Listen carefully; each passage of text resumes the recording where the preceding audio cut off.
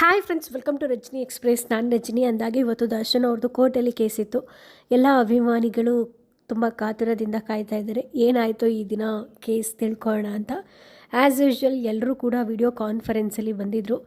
Especially ಜೈಲಲ್ಲಿ ಒಳಗಡೆ ಇದ್ವಲ್ಲ ಅವರು, ಅದೇ ರೀತಿ ಜೈಲಿಂದ ಹೊರಗೆ ಇದ್ದವರು ಕೂಡ ಡೈರೆಕ್ಟಾಗಿ ಕೋರ್ಟ್ಗೆ ಬಂದಿದ್ದರು. ಈ ಒಂದು ಸಂದರ್ಭದಲ್ಲಿ ಈ ದಿನ ಖುದ್ದು ಜಡ್ಜು ಕೂಡ ವಿಡಿಯೋ ಕಾನ್ಫರೆನ್ಸಲ್ಲಿ ಬಂದು ಅಟೆಂಡೆನ್ಸ್ ತೊಗೊಂಡ್ರು ಎಲ್ಲರದು ಅನ್ನೋದು ಮಾಹಿತಿ ಸಿಕ್ಕಿದೆ. ಅಂದರೆ ಇವತ್ತು ಹಾಲಿಡೇಲಿದ್ದಾರೆ ಜಡ್ಜ್ ಅವರು, ಆದರೂ ಕೂಡ ವಿಡಿಯೋ ಕಾನ್ಫರೆನ್ಸ್ ಮೂಲಕ ಹಾಜರಾಗ್ಬಿಟ್ಟು ಎಲ್ಲರದೂ ಅಟೆಂಡೆನ್ಸ್ ತೊಗೊಂಡಿದ್ದಾರೆ.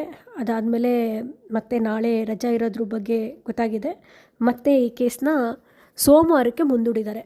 ಸೊ ಇವತ್ತು ನಾಳೆ ಜಡ್ಜು ರಜದಲ್ಲಿದ್ದಾರೆ, ಹಾಗಾಗಿ ಈ ಕೇಸು ಸೋಮವಾರ ಮುಂದಕ್ಕೆ ಹೋಗಿದೆ. ಸೋಮವಾರ ಏನಾಗುತ್ತೆ ತಿಳ್ಕೊಂಡು ಮತ್ತಷ್ಟು ನಿಮಗೆ ಅಪ್ಡೇಟ್ಸ್ಗಳನ್ನ ಕೊಡ್ತಾ ಹೋಗ್ತೀನಿ.